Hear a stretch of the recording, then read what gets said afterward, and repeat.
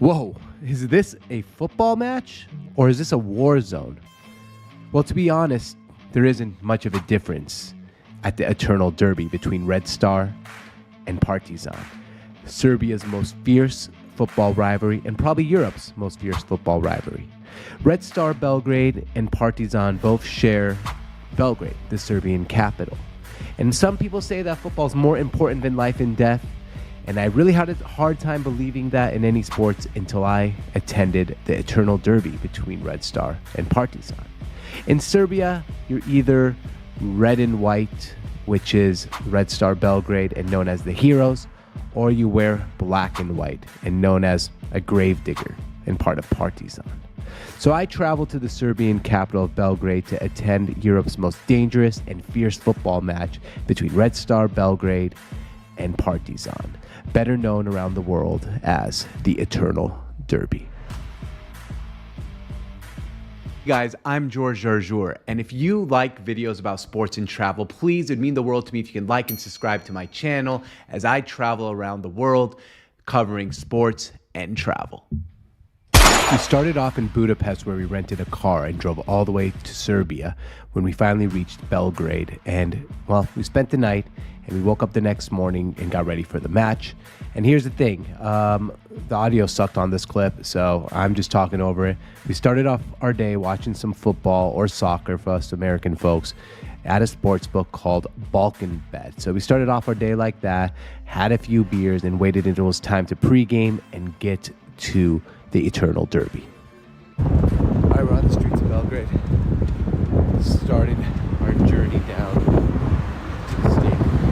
Now, this is known as maybe the fiercest, most intense rivalry in all of European soccer. It can get dangerous, but I'm wearing black, which is not really a neutral color, but it's kind of the Serbian capital of Belgrade is gorgeous. So I started walking around in one of my favorite cities and started looking for a kit. So I found a kit stand selling fake stuff, and they even had a t-shirt with Vladimir Putin on it. Didn't buy that, but I did buy a Red Star kit, and I went to a bar to have my pre-game beer and a shot and the traditional Serbian plum shot, and it was pretty good. I ended up meeting a bunch of friends from Russia, well, 3 of them, and they invited me into their cab. And now a lot of people say, you get in a cab with some random strangers go to a match? Yeah, why not? Look at these guys. We became friends, and it wasn't their first time at the Derby. First time? First time for me. 2 times. How many times? What? 6 times. Six times? And how many times for you, my man? 3. Is it as crazy as they say? Any crazy? Yes. Yes, they're crazy ones. Okay, let's go.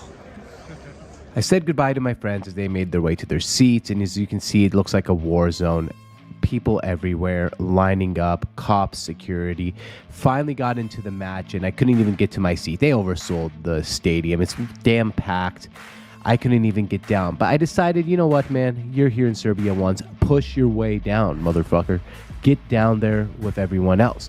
So I maybe became the most dangerous man in Serbia as I pushed my way through the crowd to actually sit down and find my place a seat. Now, I didn't really find a seat. I kind of just nudged my way through people. And you can see this guy did not want to be anyone's friend. The match was nuts. People were going crazy. The flares, the energy, the amount of people who cared. And you could see how much they hated Partizan from the Red Star side. I enjoyed myself with the fans a little bit, even took some selfies. And I really just want to say it was something out of this world. You couldn't even see the pitch at times due to the amount of smoke. And I'm going to leave it here for you to hear some of the noise.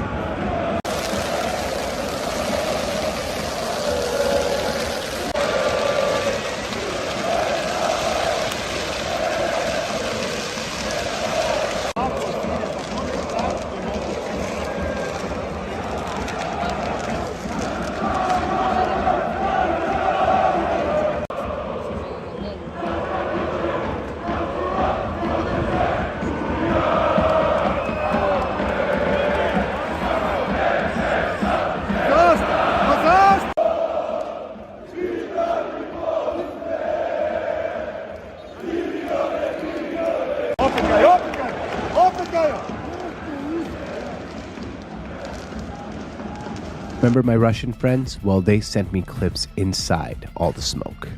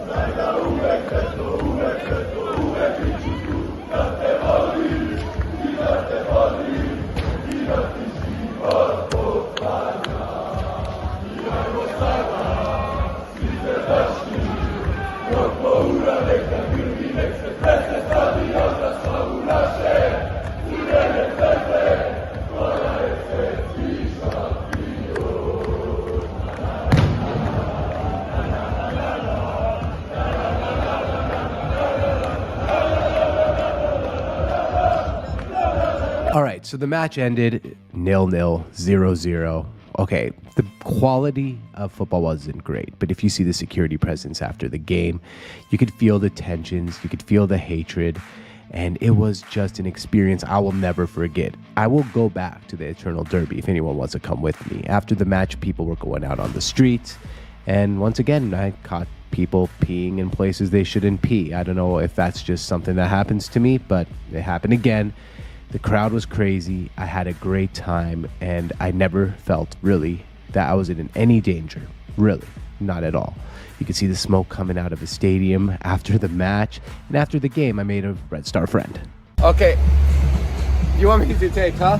I have to my take. sister is several little boy. You want me to take one? Okay. Yes. Okay, let's go. Let's do it. Here, you can hold, you can.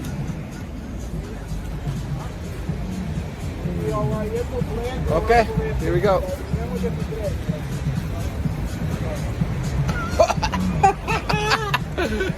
Cheers, man. Cheers. What's your name? Milos. Milos George. Nice to meet you. Nice to meet you, man. And go Red Star. Red Star. Red Star always. Red Star is the better. The better. Yes. The better. All right, man. Goodbye, man. Goodbye. Goodbye. My brother. My brother, man. Bye-bye. Okay, random shots out of strangers' bottles, never a good idea. But whatever, your boy takes risks. And one of the biggest risks I heard was going to the Eternal Derby in Belgrade. Listen to me now. If you get a chance, go in your life. The Eternal Derby is a match between Red Star and Partizan in Belgrade, the capital of Serbia. So I was lucky enough to get a chance to go to one of the most fierce football matches. It was crazy, it was nuts. I had a fantastic time there. But here are 5 reasons why you must go to Belgrade, go to Serbia, and check out Red Star versus Partizan, the Eternal Derby for yourself. Number 1, Belgrade. I can't stress how cool I think Belgrade really is. It's one of my favorite cities in Europe, and I've had a chance to travel throughout all of Europe. I just love Belgrade for many reasons. 1, it's cool, right? It's right on the mouth of the Sava and the Danube River, and it's gorgeous, right on the water. And Belgrade, known as a white city, is so old and historic. How old? You think that anything here in the United States is old? Nah. They say settlements in Belgrade have gone back from 5,000 to 20,000 years ago. Really, that's like the first time people were in that region. So it's really old.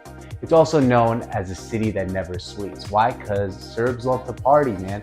The parties were great. The nightclubs were packed. They have floating clubs on the river.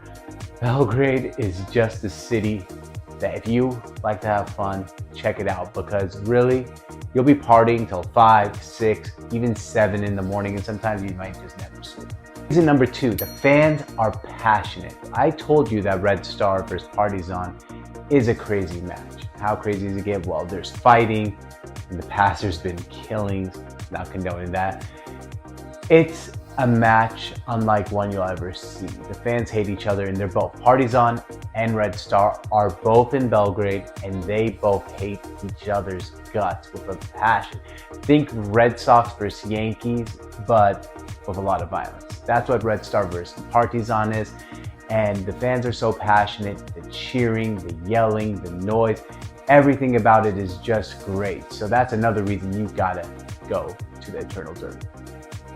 Reason number 3, rakia. What is rakia? It's a drink. So it's an apricot-based alcohol. I would kind of say it's similar to brandy or whiskey, and it will does that to you after you take it because it's strong. It's really strong. So I had to have some rakia while I was in Belgrade.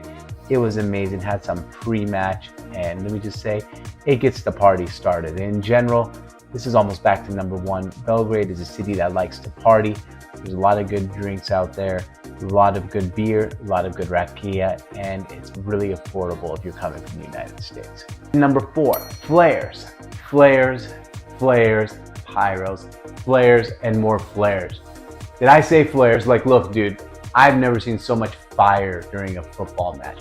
The flares were everywhere. You could smell it, right? I was wearing a leather jacket during the game, and a flare, part of it hit, and it like burned the part of the jacket where you zip it up, so my jacket doesn't even zip up anymore. I have to throw it away, but it's well worth it. But just don't wear a leather jacket or anything you really care about to the Eternal Derby, but you gotta go. Like the flares, the pyros, the noise level, the amount, like the smoke. At one point, you couldn't even see the field. That's how much flares there are at the Eternal Derby, and it is great. And reason number 5, of course, is football or soccer for us American folks. Soccer, football, whatever you want to call it. Literally, Red Star is a great team. It's high quality football. They played in the Champions League before. The football is high quality. It's the top Serbian league. Both teams are really good, and you will see some high quality football. We're not talking about going to see a Division 3 match or a small, 2 small soccer clubs. We're talking teams that have played in the highest competition in European soccer. So in conclusion, get your ass over to Belgrade, go watch the Eternal Derby, and let me know if you enjoyed it as much as I do. It's one of the most intense, most fun, most absolutely electric atmospheres I've been in any match, any game, not only in football, but in any sport anywhere in the world. So check it out and have a rakia.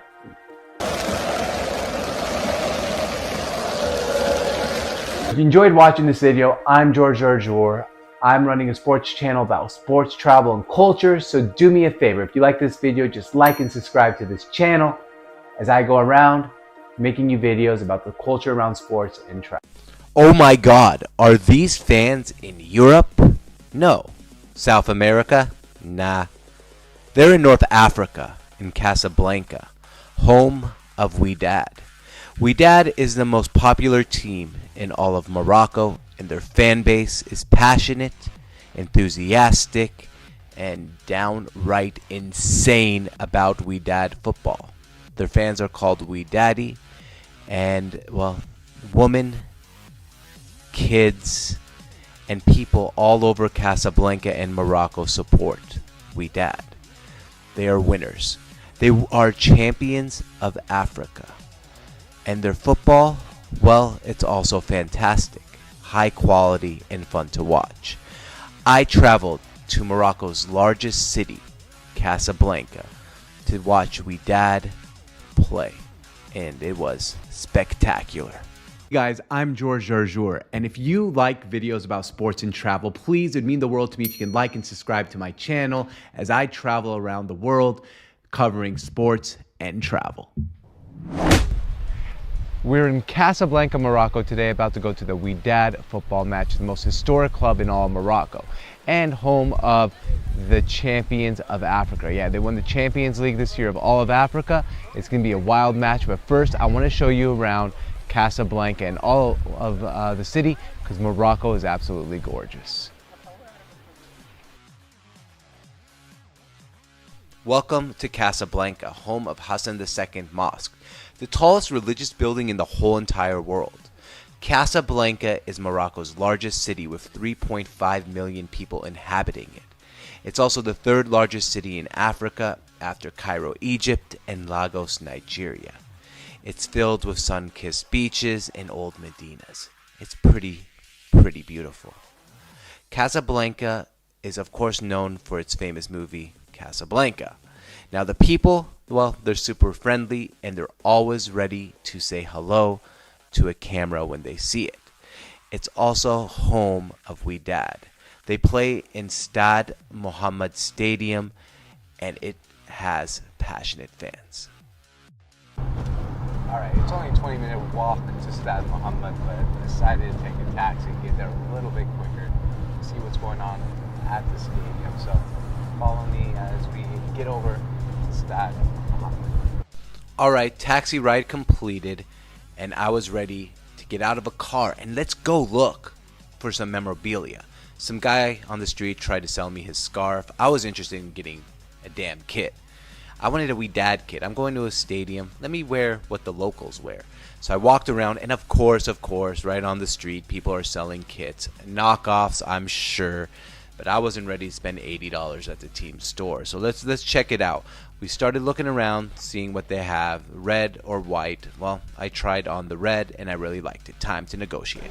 قديش متر 90 بنبيعوك 100 في 90 فيك تعمل 50 ولا لا 50 يلا كاسكيت 90 50 راه هذا في المحل كيدير 200 درهم.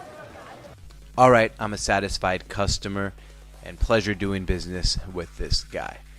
Time to get some food. I started walking around, not quite sure what this is. It looks like hummus, chickpeas, and in bread. Wasn't quite interested in that. Did not look too appetizing to me. But right next door, the guy was selling basically, I would say it's almost like the shawarma of Morocco. Why not give this one a try? So I ordered some, and let's see what happens next. هلا فيك انا نصورك سير مشى ليه وانا نصورك سير Little did they know, I'm a grill master. They put me behind the grill where, well, they wanted to take videos of me, and I didn't mind. You know, I speak Arabic, so it was really easy to communicate with everyone.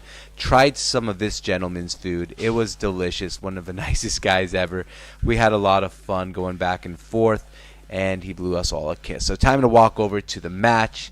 This is where it gets exciting. Welcome to Stade Mohammed Stadium. All right, we're standing right outside of Stade Mohammed, about to watch Wydad play. Now look, this stadium was built in 1955 originally. It's went through multiple renovations. It should get wild in there. The security is kind of outrageous. Let's see how it goes. I'm a little bit nervous for the first time ever, but you're really gonna enjoy this video, I hope. So let's get inside. Game time, baby. We're about to walk into Stade Mohammed Stadium. It fits 67,000 people, and it's home of Wydad. Wydad was founded in 1937, and well, they are home of some of the best ultras in the whole entire world, and you're about to see them in action. I got into the stadium, and I was ready to roll. I'm excited here. Wydad is African Champions League winner 3 times. I'm not joking when I say this is one of the most prestigious teams in Morocco. Listen to some of this crowd noise.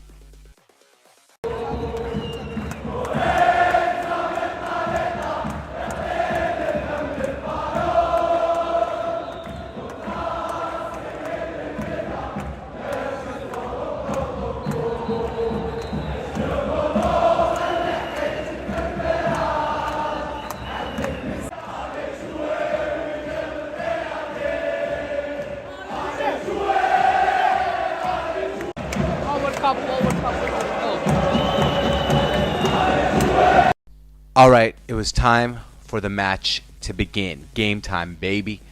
And you know what? Wydad supporters even got flags out. They had to put it down. And really, the football match was one-sided. It really didn't take too long for Wydad to score the first goal.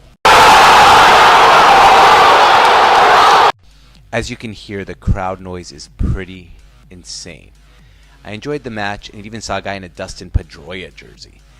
And here is some more crowd noise for you to enjoy.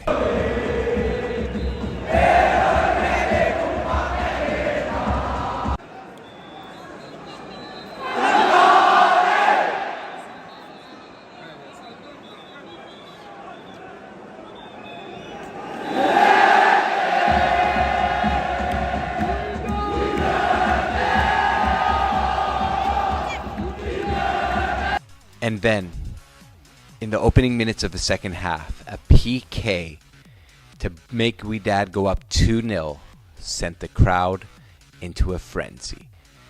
Listen to this noise level at Wydad.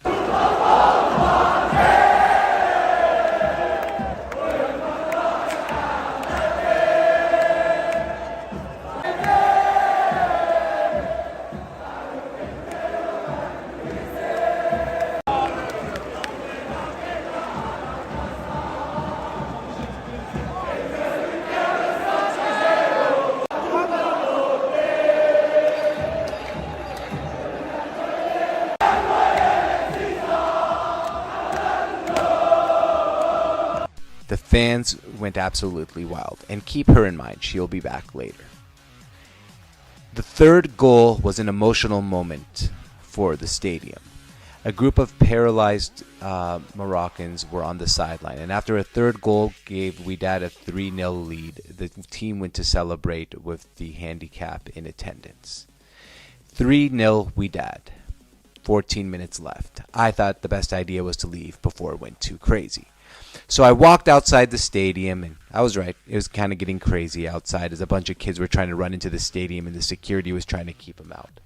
But overall, I was more than impressed with Wydad. It was a lot of fun, and the fans were great. But what was really impressive was the presence of women at the match, which I did not expect. And I was lucky enough to catch up with Iman Menchi. Meet Iman. She's a very big supporter of Wydad. She's a season ticket holder and attends all the matches that she can. And I was lucky enough to meet her the day after the game and ask her some questions. Iman, why are you a Wydad supporter? Was it family, friends? What made you support the team? اللي خلاتني نشجع الوداد هي ملي تزاديت ملي عقلت على راسي وانا وداديه يعني الدار كاملين وداديين بابا ماما خويا كلهم وداديين داكشاش انا ديما عقلت على راسي انا وداديه ديما وداد. Why is Wydad so important in Casablanca and Morocco in general?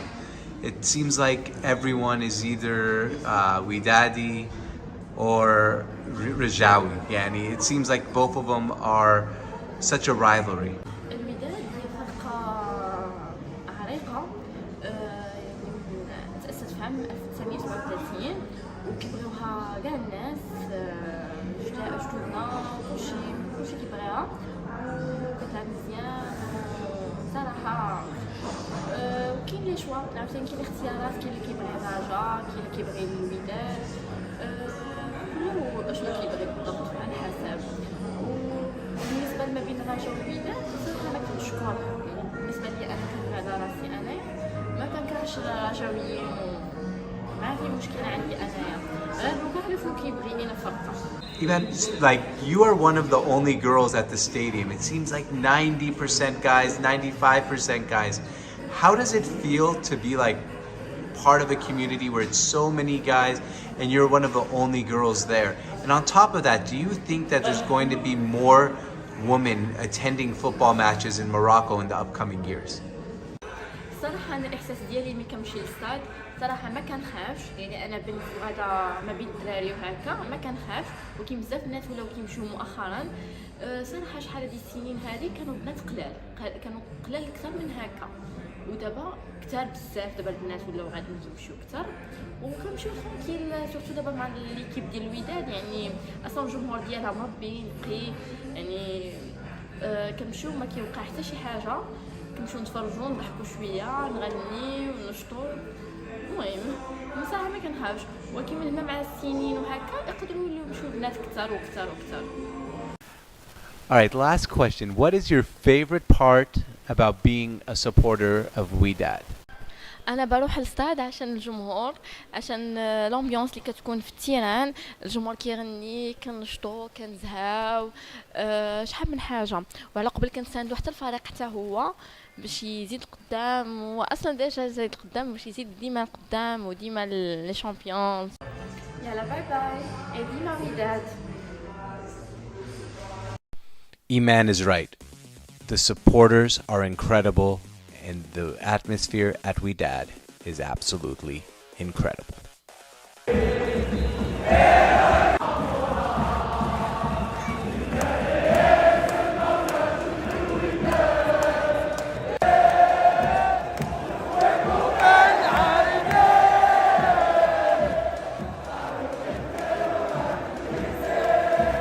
Wydad Casablanca. I mean, you could see it in the videos, the pictures, the sounds, the explosions, everything about it is just insane.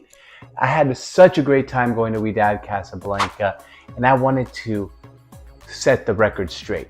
Is going to Wydad Casablanca worth it, or is it not? But before we get started, I want you to do me a quick favor. Just hit the subscribe button and the like button so you can see more of my videos, and let's get that YouTube algorithm pumping.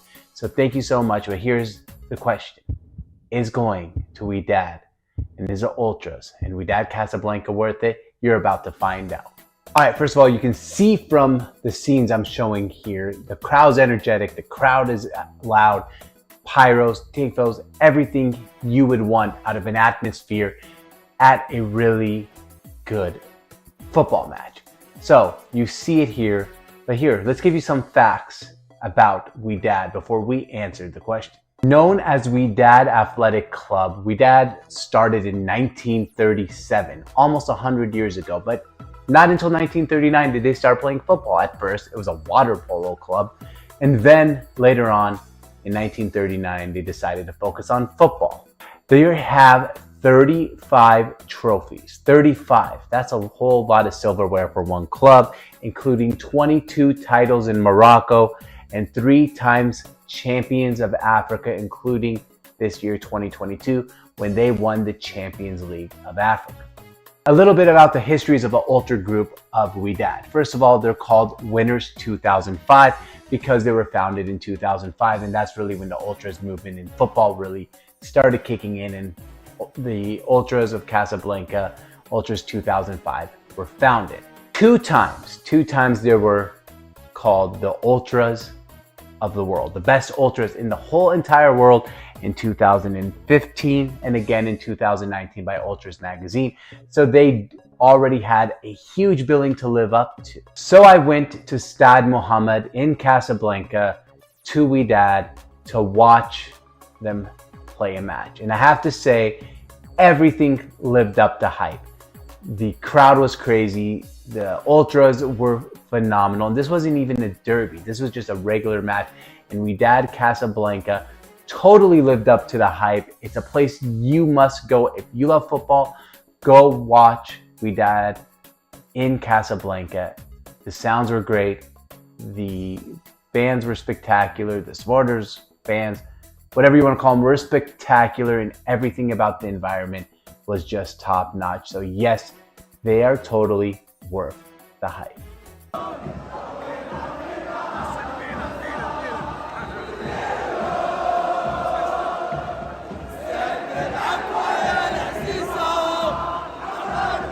All right, so it was a great experience overall. I was hoping to go to a derby, was not able to go, but one day I hope I'm able to attend a derby against Raja, the Casablanca derby, which I heard is off the charts. Anyway, though, if you like this video, make sure you subscribe, spread the word, and let's hit the like button one last time if you haven't already done so. I appreciate the support. This has been George Arjour. Thank you for watching.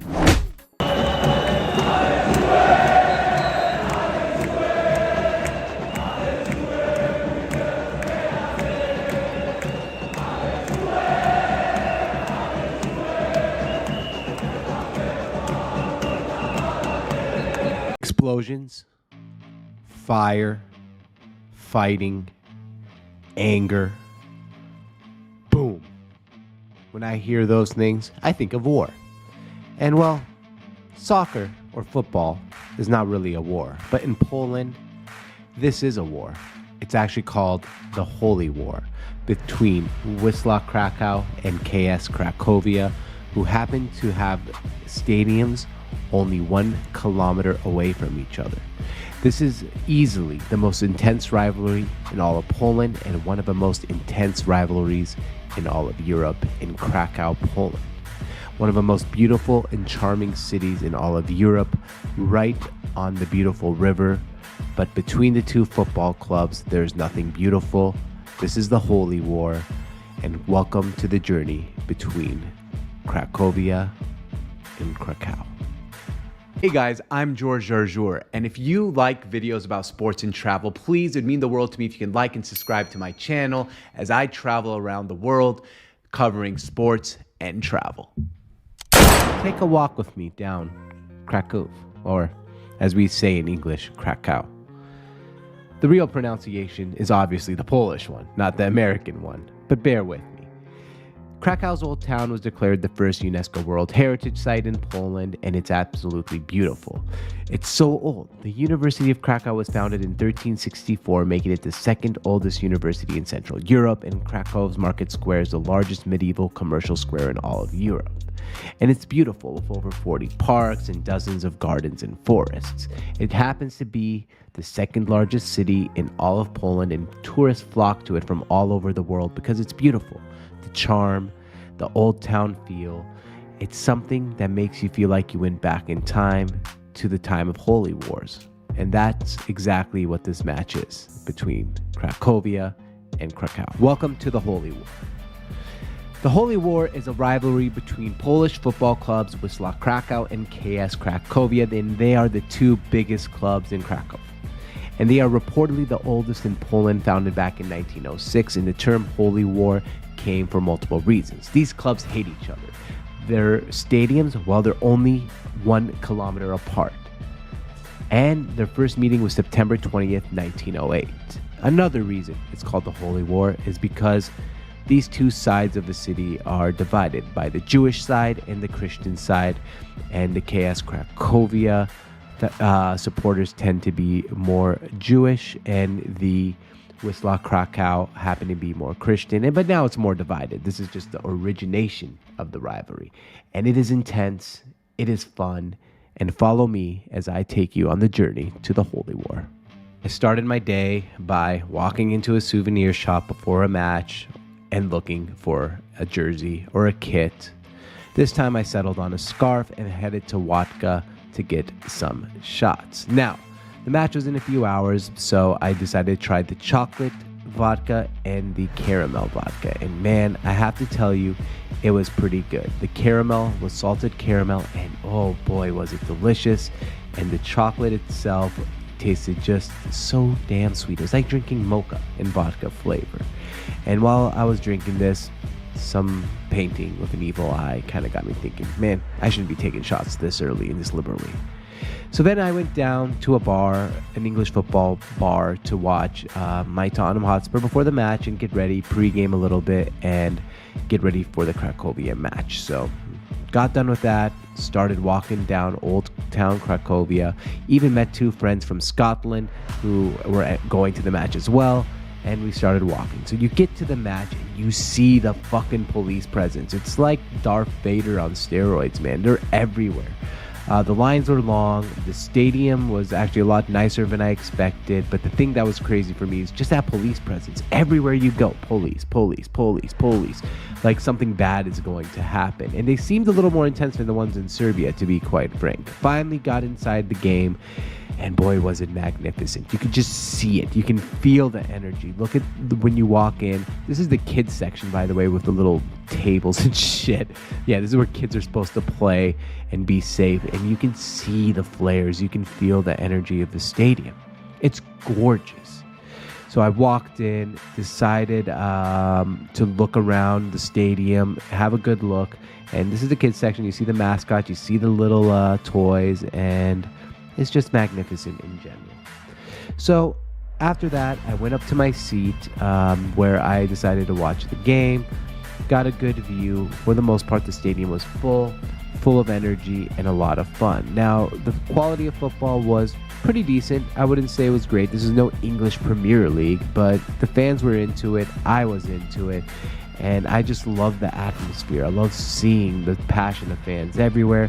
And at halftime, I got my favorite Polish food, a kielbasa. And damn, it was delicious to say the least. I could eat kielbasas all day. Maybe the only real Polish food I really like, to be frank. And then after halftime, the noises began.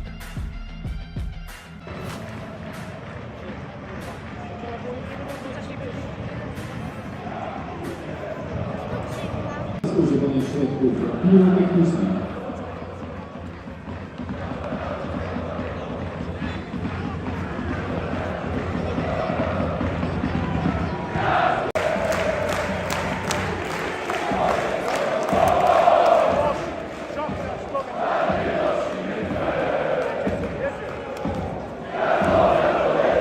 Game ended with a 0-0 draw. It's kind of funny. The two biggest derbies I've been to during this European trip have both ended with a 0-0 draw. Guess when there's a huge rivalry, sometimes, the teams can't really score.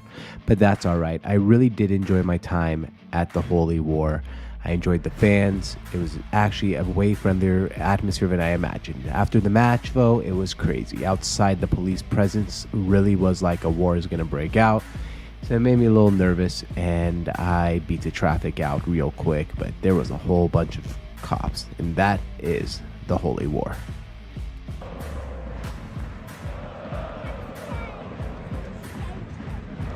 Przypominam również o zakazie wrzucania jakichkolwiek przykładów.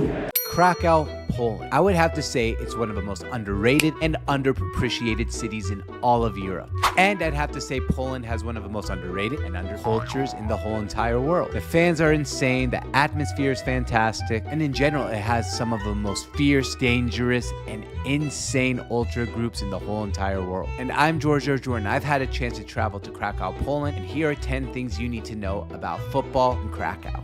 Number 1, there are two main teams in Krakow. Krakow and Wisła Krakow are the two main teams in Krakow. They play each other in a game each and every year that might be the most intense and fierce rivalry in all of Eastern Europe. It's called simply the Holy War. I attended the match while I was in Poland, and it was nothing short of intense and fierce. The match has been going on since the 1920s. On the field, the match may have gotten a little less intense than it was before, but off the field, it's no joke. The hooligans that are affiliated with the two Krakow clubs are the only people who did not sign the 2004 Posen Pact. All other firms agreed to put down their weapons and stop fighting each other. Not these two firms. And it earned the city a fearsome nickname, the City of Knives. In 2011, Wisła hooligan group, the Sharks, were found guilty of murdering a member of the Cracovia hooligan group, the Jude Gang. Not even COVID could stop these two supporter groups from violence. And in an incident in June 2022, a machete attack left a Cracovia supporter hospitalized. So yeah, you can say these two teams hate each other quite a bit. During the derby days, you could see the writing on the wall, quite literally. Walking through Krakow, you could see graffiti on the walls referring to the upcoming Holy War all over the walls on the city and near the stadiums. Number 2, Cracovia and Wisła Krakow stadiums are only 500 meters apart. Most of the time, rivals are miles apart. Sometimes it's a cross-town derby. Sometimes it's even a cross-country derby in Europe. Here in the USA, we can have rivalries like the LA Lakers and the Boston Celtics thousands of miles apart. The Cracovia and Wisła stadiums are close. How close? Just 500 meters apart, or approximately 1,600 feet away from each other. I attended the match at Cracovia Stadium, Stadion Kraków. And as I mentioned before, their heated rival Wisła Stadium, Henryk Raymond Stadium, and I probably pronounced that wrong, only 500 meters away. That makes the rivalry even more heated due to the proximity. That basically means a Cracovia supporter and a Wisła supporter could live maybe even next door to each other. Number 3, Wisła was owned by communist police for 40 years, while Cracovia is known for their Jewish roots. As I mentioned, Wisła was owned by communist police for about 40 years, and the Cracovia supporters referred to them as dogs. Why? Well, Dogs is a derogatory term for police officers in Poland. Cracovias are known as Jews, basically, because of their Jewish roots. Cracovia supporters are sometimes known as the Jude gang, and Jude in German means Jew. Now let's be mindful here of something very important and sensitive, because Auschwitz and everything bad it represents is very, very close, only a 30 or 40-minute drive away from Krakow. And what might seem like blatant and extreme anti-Semitism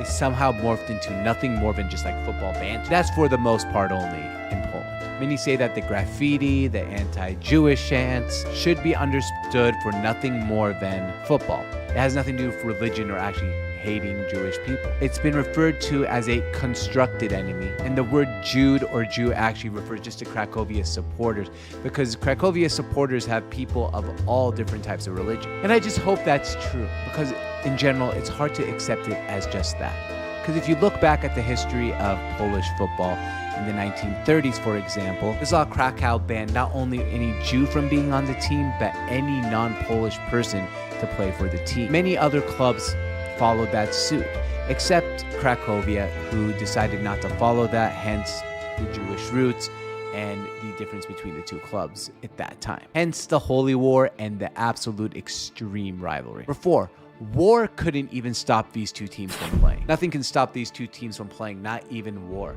On September 2nd, 1939, the match was supposed to take place, but it didn't happen. Why? Because of a German invasion, many of the players had to go to the battlefield, and many of them didn't even come back. In Germans, they prohibited all sporting events, but that didn't stop anyone. Play on the outskirts of cities, and thousands of people would come to watch the match, knowing that if they got caught, it could mean death. And then in 1942, the derby finally didn't take place because the Nazis actually got word of the match and they stopped it.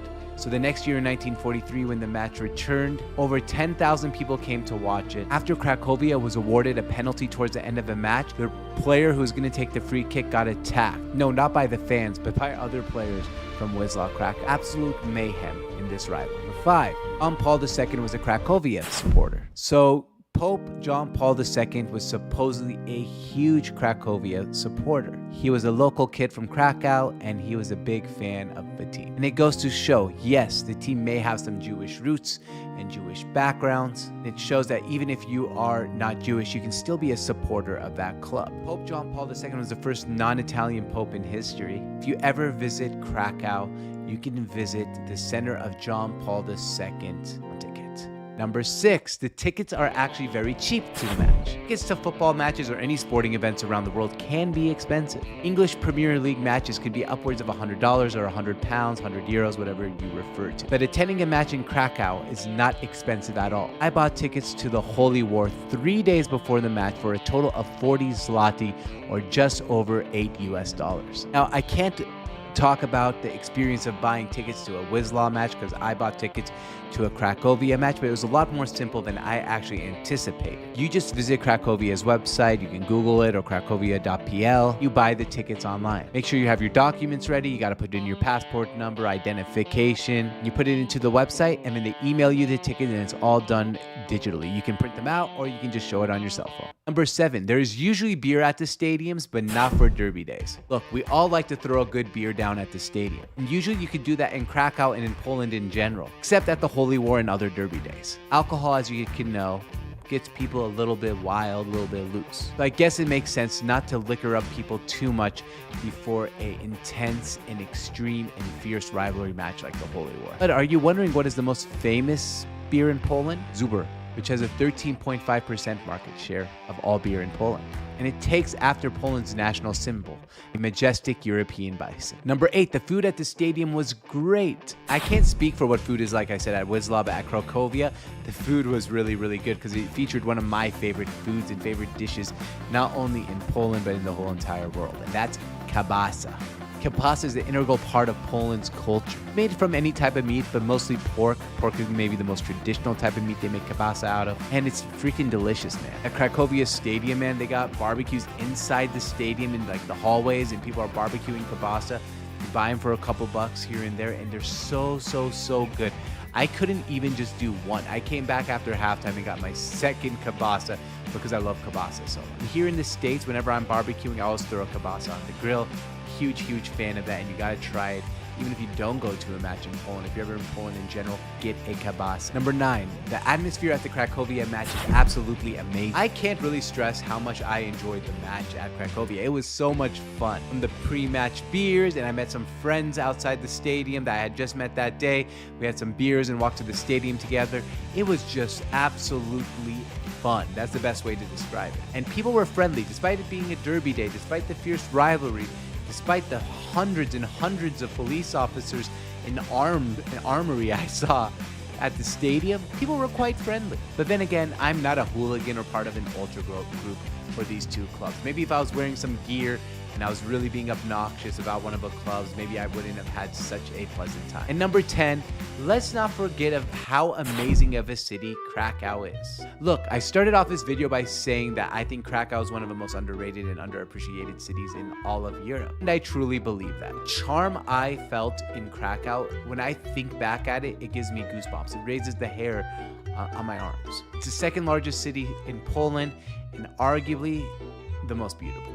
Arguably. It's once the capital of Poland, actually. It's a super young city. There are 3 world-renowned universities in Krakow and a total of 23, yes, 23 universities in Krakow. So that makes the population pretty young, pretty hip, and pretty dynamic. It's a lot of 18 to 22, 23, 24, 25-year-old master's students in this city, so you feel like really young and really hip at this city. And you can't think of Krakow without thinking of its beautiful, beautiful Old Town. And it was declared a UNESCO Heritage Site in 1978.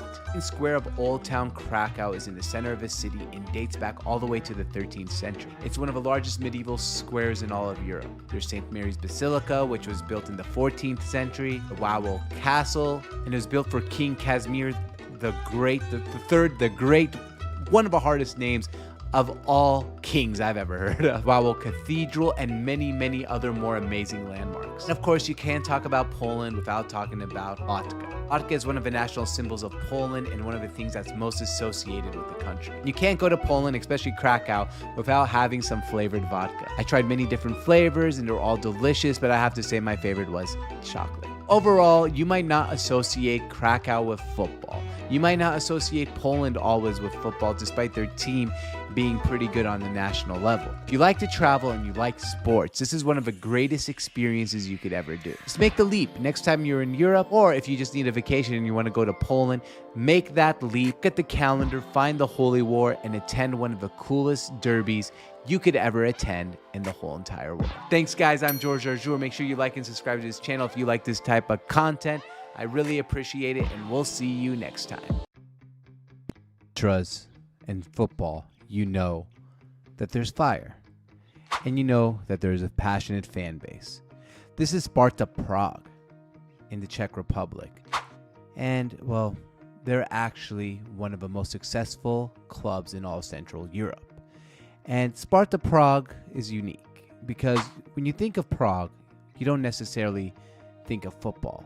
You think of the cobblestone streets, the tourism, and the beauty of the views off of Charles Bridge. You think of beer that is cheaper than water and just a gorgeous city. But this is a story about Sparta Prague during my time in the Czech Republic. Hey guys, I'm George Arjour, and if you like videos about sports and travel, please, it'd mean the world to me if you can like and subscribe to my channel as I travel around the world covering sports and travel. Is one of the most beautiful and epic European cities. So follow me on my journey as I go around Prague, getting ready for the Sparta Prague match. And of course, there's going to be beer, liquor, food, and football. Get ready. All right, so Prague is absolutely gorgeous, and we're about to go try some absinthe. Now, I'll probably do one absinthe and then see if they have some famous Czech beer. If not, we'll go somewhere else for a beer and then head over to the match. So we have found the location, and this is supposed to be world famous and be really well known for absinthe. Was a bar for some abstinent. Absinthe is drank a lot in Central Europe, and it's damn strong. They serve it usually straight, but in this case, they added some dripping water right to where he measures the cup. And its alcohol content, let me just say, is strong. This is no light beer. This is not even an IPA. This is talking 50-60% alcohol, and it gets you buzzed quickly. And sometimes before a football match, that's the best thing to do. So we started off with some absinthe, gave it a try, mixed it in, and it was delicious. The people at the bar couldn't be nicer, as they showed me everything I need to know about absinthe. Then we went on our way to the next stop. All right, I'll have to say that stuff is strong as shit. All right, we're gonna take a quick beer because we're in Czech and this is a YouTube video. And if I don't give you beer in a YouTube video, you go to Czech Republic where beer is cheaper than water and you didn't give me beer. So we'll get you a quick beer and we'll head on our way to the match. The Czech Republic consumes more beer per capita than any other country in the world, and it's been brewed since 933, and it's cheaper than bottled water, and it's delicious. So of course we had to top it off with a beer. All right, pre-game activities are over. No more, literally no more drinking. Well, unless I have beer at the match, of course. We're gonna head over there right now. We'll find an Uber. Of course, gonna find our annual. So how do you drink absinthe? You have no idea what you're saying anymore. I'm gonna find our usual either scarf, jersey, t-shirt, hat, whatever it might be at the match, and let's head over to Sparta Prague. Let's go. To Athletic Club Sparta Praha Stadium, where we were ready to watch some football. This is one of the best clubs in all of Central Europe, and the fan base gets behind the squad. So we got up to the stadium and we did our usual. We had to stop by the team store to get some memorabilia, did a quick walk through the team store until we found out what was going to be the perfect thing. And this time, well, we didn't find any knockoff jerseys. I wasn't ready to spend $100 on a jersey, so we settled in on a scarf. And, well, their logo's pretty cool, and we were ready for the match. Stadium fits 19,416 people. And going into the match, the fans are friendly. I even interviewed this one guy, and well, I was too dumb to turn on my microphone, so we forgot what he said. But he seemed like a really nice guy, and he was really excited to give a little interview, and I'm sorry that I missed out on that. We got the hot dogs, huge hot dogs over there. This is bigger than a Dodger dog. This is like 12 inches. Really good sausages and beer at the stadium. And then we headed on over to the match. Prague began a long time ago. They started playing football in 1893. That's 128 years ago. And they've been the champions of Central Europe 3 times. So they're pretty damn good. Great. Take a listen for yourself.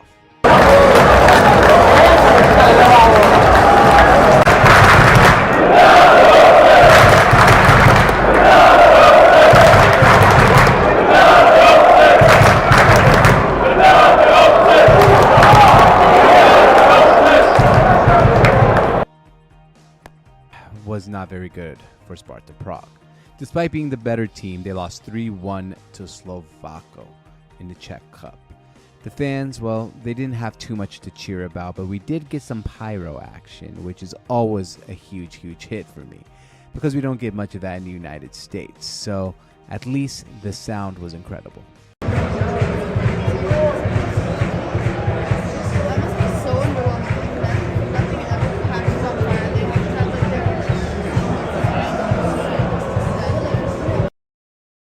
Have a proud history, however.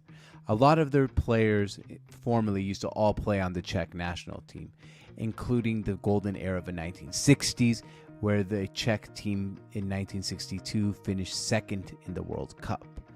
After the match, the fans filed outside the stadium, a little bit disappointed at the loss, and I can't blame them being the better team, but I did have a great time. All right, and that's it. That's the match. Great time in Sparta Prague. Fantastic stadium, fantastic time, fantastic people too. And yeah, they lost. Well, what can you do? I'll see you again next time I'm wherever I am in the world. Watching a football game in Prague.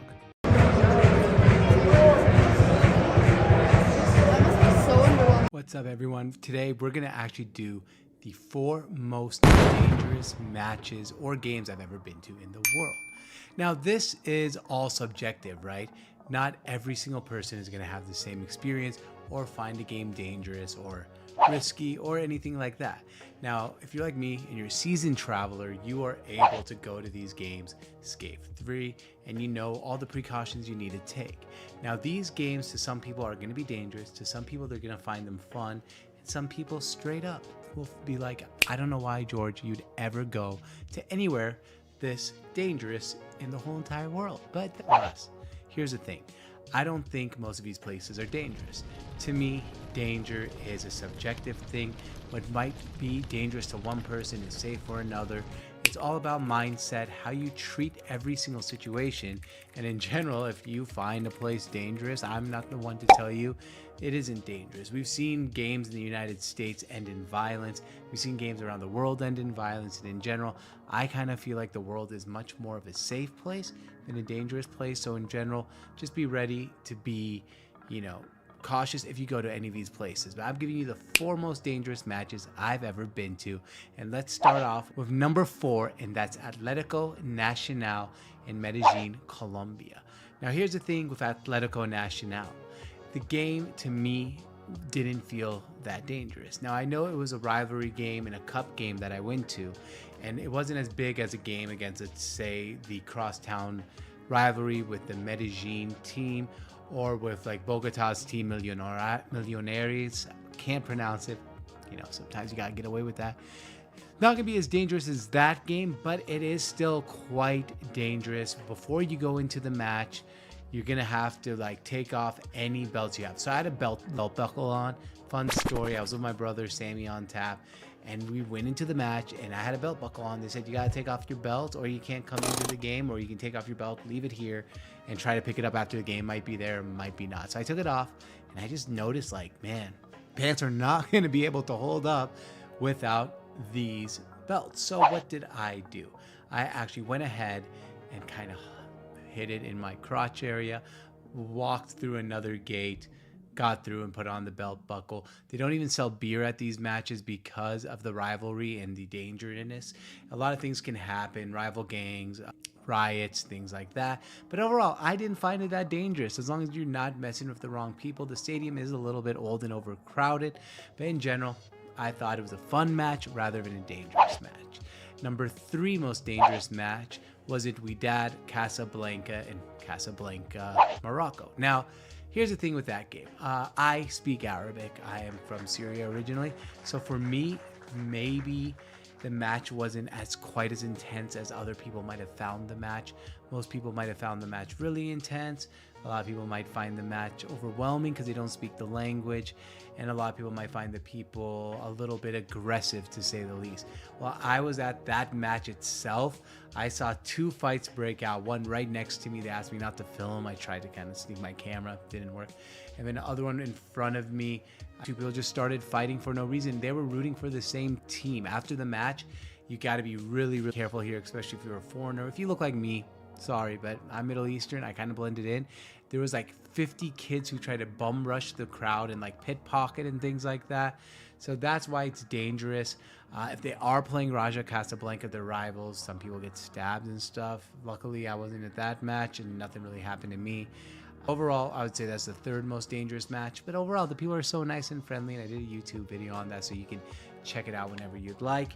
Number 2 most dangerous match is the Holy War in Krakow, Poland. There's a reason they call it the Holy War. You got Cracovia versus Wisła Krakow, and it happened to be a very, very difficult match, I guess religiously, because one of the support groups is Christian, one of the support groups is Jewish, and they used to clash a lot. And back in the day, before the match has gotten a little more commercialized, I think that people would actually get beat up. There's still till today organized gangs before the match that get together and have brawls on the street because they don't like each other. So there is a sense of danger at these matches. But to me, I know how to handle myself. I actually had a really good time. Just wear neutral colors or wear the color and sit in the support section of the team you're going to at their home stadium. Being an away fan usually can result in a little bit more problems, I would say, at the least. Next, I would go with the number one most dangerous match I've ever been to. But before I get to that, do me a quick favor. If you like this video, hit that like button. They say it's good for the algorithm, and leave a comment if you'd like. All right, so the number one most dangerous match in the world, and that has to go to the Eternal Derby, or the Belgrade Derby, between Red Star and Partizan. This match is known throughout the sports world as the most dangerous match in all of sports. It's a rivalry that's gone back to the 1940s. It has geopolitical implications. The fan bases cannot stand each other. There's a lot of violence, to say the least. There's a whole ton of security when you're at the match, so you kind of feel safe. I kind of just was like, whatever, I'm just gonna, there's security here, there's army here, nothing's really gonna happen. But one thing that I found really interesting at that match was the fire, the pyros. Like, one of my jacket even got burned a little bit. It was a lot of fun and an experience I'd love to do again, but I don't mess with the wrong crowd. I'm not fighting anyone, I'm not talking to anyone, I'm staying pretty neutral throughout the match. One thing in this match that was really fun was before the match started, it was like they oversell these matches, right? There's like, I feel like it's almost an infinite amount of tickets. You buy a ticket, you're in. I was in the general section, and it was so crowded. It was all the way up into the concourse, and I had to actually like push my way down, all the way down, and find where I was gonna sit, because it was so hard, and I had to push my way down because I wanted to go there. Another cool feature, I guess, cool, because it's different than here in the United States. People are smoking cigarettes right in the stadium during the game, so something you don't see every day here in the United States. So those are, to me, the 4 most dangerous matches I've ever been to in my whole entire life. And once again, that's number 4, Atlético Nacional in Medellin. Number 3, Wydad Casablanca in Casablanca. Number 2, the Holy War, Cracovia Wisla versus Krakow in Poland. And number 1, and the most dangerous match, pretty much worldwide known, is the Eternal Derby between Red Star Belgrade and Partizan. And if you reach the end of this video, do me a quick favor, hit that like and subscribe button. My name is George on Tap, or George Arjour, part of the Sports on Tap network. I thank you so much for reaching the end of this video. Please subscribe, turn on that bell notification if you want to get more notifications about my video, and we'll see you guys next time. All right, as you've seen on my YouTube channel, I've gone to some dangerous sporting events. I've gone to, the Eternal Derby in Serbia. I've went to Morocco, to Wydad Casablanca, where some people think it's dangerous. I actually really enjoyed it. I've gone to a whole bunch of dangerous places. Some people will say they're dangerous. I say they're fun. The Holy War in Krakow, Poland, a lot of fun places. But how do you stay safe in dangerous events? So I'm going to give you 6 tips. If you are going to go to a dangerous sporting event, how do you stay safe? How do you avoid conflict? How do you not find yourself in a whole lot of trouble, hurt, injured, hopefully not dead? All right, so here they are. Number 1 is, of course, avoid conflict, and that's pretty easy. Don't be an asshole. Don't go there looking for trouble. Don't be talking crap. A lot of times, I know when we travel, we like to have a couple beers. Keep them a couple. Don't go there hammered, because you're going to be a target. You're going to do something stupid. Someone might bump into you. If someone bumps into you in these sporting events that are dangerous and you don't know where you are in the world very well, you just say, hey, my bad, I'm sorry. Be respectful, avoid conflict. Number 2 tip I would say is really know what section you'll be in and what you'll be wearing. So a lot of places, they will have that home section, right? The fan base for home, but some of them have away sections. If you happen to be sitting in away section, do not be wearing the home team's jersey. If you're in the home team section, don't be wearing the away team's jersey. Wear the colors of a club that you're gonna be going to, because at the end of the day, you do not want to be a target. You want to blend in. So blend in with the fans that are going to be there with you. Number 3 is I would research before going. Know, where is the least dangerous section? Where have bad neighborhoods around the place? Make sure you know where you're going. Keep your research tight. because the research is gonna keep you from getting into any trouble whatsoever. So research, I would say is really important if you wanna avoid getting in any trouble. Because like at the end of the day, you don't wanna go there, you don't wanna get punched, you don't wanna end up in a seedy neighborhood, you don't wanna end up in a place of drugs. Like at the end, you wanna be safe. So I think it's really important that you actually do that by researching before you go, so you know exactly where you are. Number 4, try to make friends at a local bar if you can beforehand. This has been kind of like a key for me. I always head to a local bar that I researched before, that's friendly, that's not dangerous. And I kind of talk and mingle with people, maybe exchange some WhatsApps. If it's overseas, if it's in the United States, just, you know, text message, Instagram. But just in case you do get in any trouble or you feel dangerous, that you have someone, a point of contact that knows the area and can help you out. I find that really, really helpful. Of course, number 5, never heckle. Don't be there heckling anyone.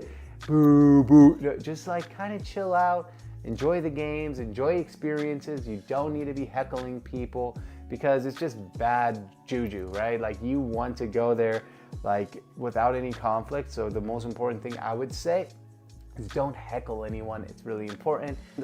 Tip number 6, know your exits. What I mean by that is we've seen in Mexico some really bad violence. We've seen in Indonesia, I think, or Malaysia last year, that fans rushed the field and people got trampled. We've seen that happen in England, for God's sake. So what I would say is know your exits. Know in case something bad happens, know where the exit is, know where you can get out. This could happen anywhere in the world, right? Like it can happen here in the United States. So just know your exit. Know if something was to go down, what is my quickest way out of a stadium? Hopefully nothing will happen. Usually nothing does happen. It's been, you know, sports are usually pretty safe. But in case they do, always have an exit plan. I find that really important. And those are my 6 steps if you want to avoid danger and conflict at dangerous matches and games around the world.